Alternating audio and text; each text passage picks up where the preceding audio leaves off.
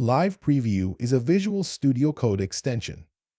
Preview your HTML files quickly by clicking the Preview button in the top right corner of your editor or using the context menu. Let us create a sample HTML file.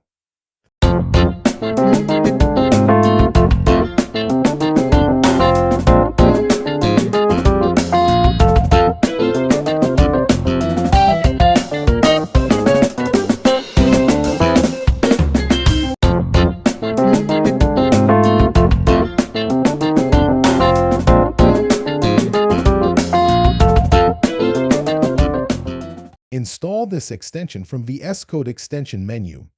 Search for Live Preview, select and click Install button. After installation, open HTML file.